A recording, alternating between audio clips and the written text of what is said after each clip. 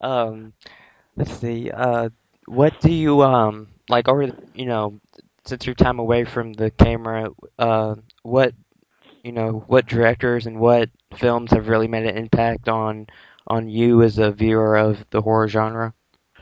Oh, there's so many horror films, but I'm always influenced. My influence has already happened in the past. Mhm. You mentioned Romero before. Well, obviously Night of the Living Dead, obviously Texas Chainsaw, Hitchcock Psycho. There's so many that had an impact on me.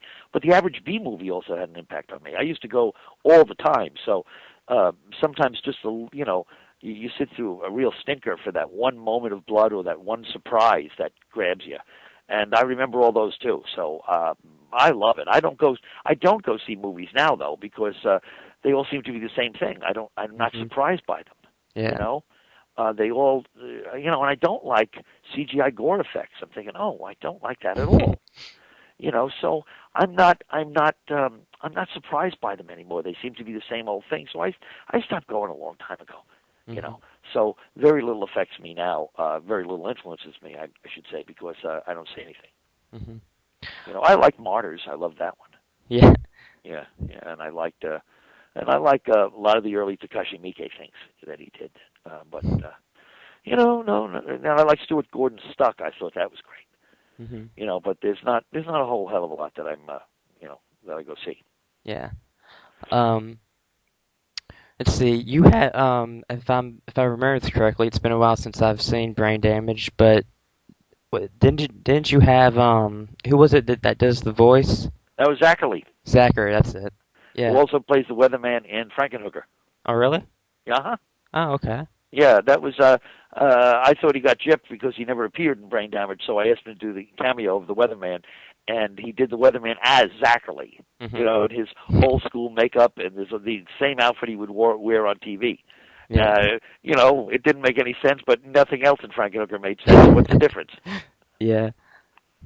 Um, out of your whole film uh, All career, six sad little movies. tell us a few of your favorite um stories from the set, from the making of the films and stuff. Well, the two that annoyed me the most, I guess, was when the crew walked out on Basket Case when the monster is on top of the girl at the end. The Uh, moment I put the blood on her crotch and thighs, the crew walked out, and I thought, well, go fuck yourselves. I don't need you. So I shot that with the crew and with Kevin Van Hendrenrick and with Edgar Ivins, the producer. And Edgar, in fact, was underneath the.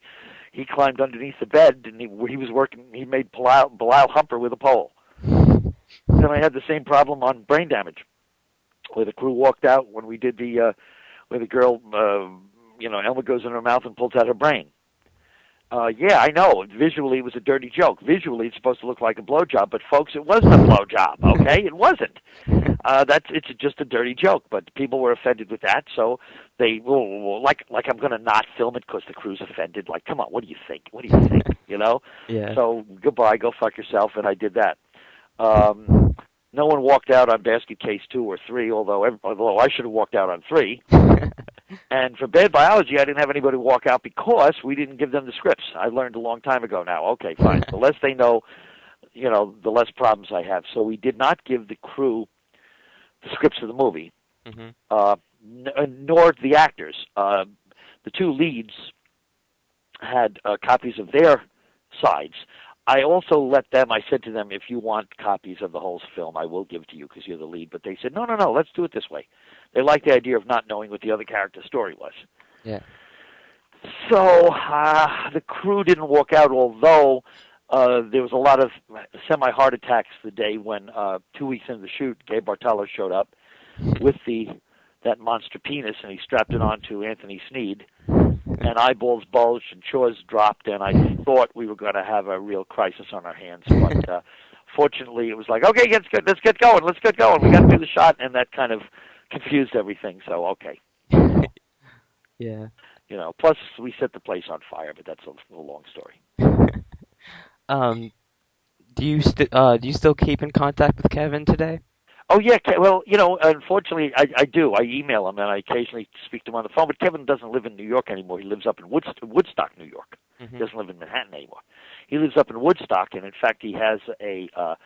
I don't know what the website is, but if you Google his name Mhm. and with the word sculptor, he has a beautiful website of his incredible stone sculptures. Huh. He is just a beautiful sculptor, Wow. and they're surreal, they're beautiful, they're really surprising, and I mean everybody should just check out that website. Yeah. Yeah, it's just marvelous, and I keep in touch with Edgar Ivins, and now he teaches cooking in Boston. So Wow. yeah, he teach cooking. He teaches all kinds of cooking classes. He has a website too with just Google Chef Edgar. Yeah. you know. So yeah, I'm in touch with most of the people. Not everybody. Occasionally I hear from Patty Mullen. And whenever she calls, she never leaves a message or never says hello. She just picks up the phone and goes, "Going out? Want a date? Looking for a good time?" That's how I know it's Patty on the phone. Oh man. Um, let's see. I think that's the Ran majority. out of questions, huh? That's not bad. Yeah, that's the majority Okay. of the questions. Well, that's good. Then we don't overstay our welcome.